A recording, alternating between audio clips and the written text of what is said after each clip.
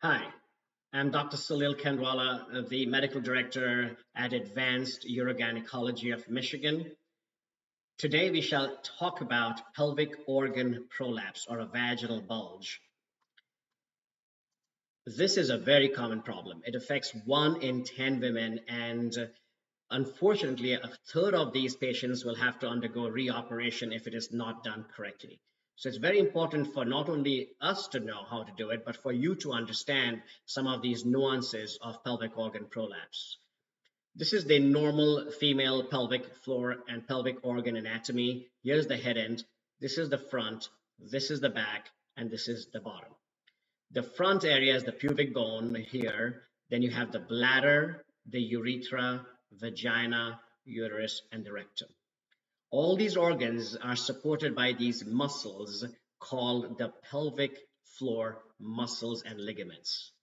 So as you can see, what I'm holding is the pelvis, and these are the nice muscles that keep these organs well supported. So this is the opening for the urethra, the vagina, and the rectum. So you can see the pelvic muscles coming around it.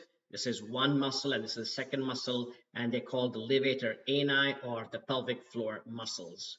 On top of the muscles are very important structures called the ligaments and connective tissue. And you can see this connective tissue is coming from the side wall, and it attaches to the vagina, to the uterus, bladder, and to the rectum. And these are strong ligaments that go from the cervix and the upper part of the vagina back to the tailbone called the uterosacral ligaments. And then these are the horizontal ligaments called the transverse ligaments, and they hold the vagina in place and prevent it from falling down. So there are two things. The muscles are important, as are the ligaments. So now let's go over why do we get prolapse? What exactly happens? To explain that, I have this very nice little analogy of boat on the water. So the boat here depicts the uterus or the vagina. The water is the pelvic floor muscles, and these are the ligaments. So the pelvic floor muscle is good and strong, then the boat is well supported by the musculature, and the ligaments are just sort of holding it in place and preventing it from going adrift. However, if there is weakness and the water starts drying up and the boat starts coming down, there is strain put on these ligaments. So the ligaments will hold for some time. It's now all ligaments. They're holding and holding, but at some time they'll break, and now you have prolapse. So this is a very simplistic explanation of the importance of the muscles and the ligaments to prevent prolapse. And when they weaken, you get things that are falling out.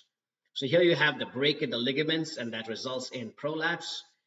Now, what causes it? We talked about it's very common. 1 in 10 women have it. We talked about, how does it happen?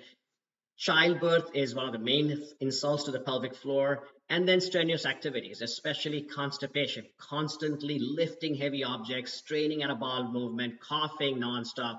That puts, bombards on that pelvic floor and causes weakness. Weight is a big deal because it's constantly pressing on the pelvic floor. Menopausal, which is lack of estrogen, weakens that connective tissue.